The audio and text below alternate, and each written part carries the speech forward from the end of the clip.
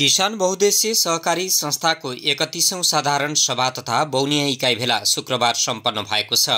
किसान बहुद्देश्य सहकारी संस्थाका सञ्चालक सदस्य चन्द्रा सिंहको अध्यक्षतामा भएको साधारण सभा तथा बौनिया इकाइ भेलाको प्रमुख अतिथिमा बर्दगोरिया गाउँपालिका वडा नम्बर 6 का वडा अध्यक्ष रामकिशन डङ्गौरा थारू रहनु भएको थियो। बौनिया शाखामा कार्यरत संस्थाका लेखा सहायक दिनेश राज सञ्जालको स्वागत मन्तव्यसँगै सुरु भएको साधारण सभा तथा इकाइ भेलाको सञ्चालन संस्थाका बौनिया शाखा प्रमुख बालाराम जोशीले गर्नुभएको थियो।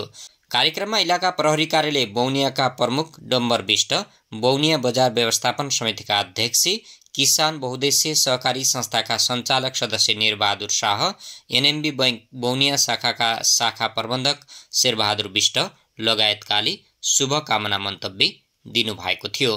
कार्यक्रममा सहकारी संस्थामा आबद्ध 200 जना भन्दा बढी शेयर सदस्यहरूको सहभागिता रहेको थियो।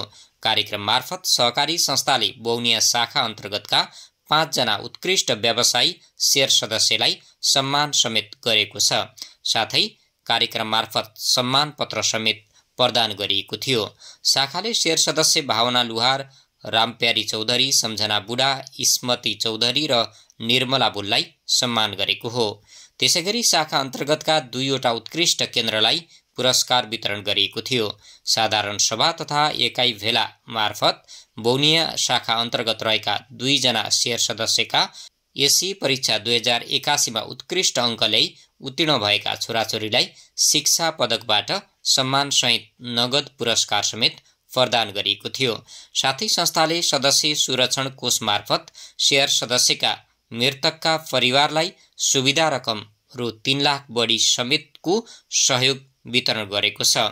कार्यक्रममा सहकारी संस्थाका तालिम विभाग प्रमुख नारायण चौधरीले संस्थाको आर्थिक तथा प्रगति प्रतिवेदन प्रस्तुत गर्नुभएको थियो।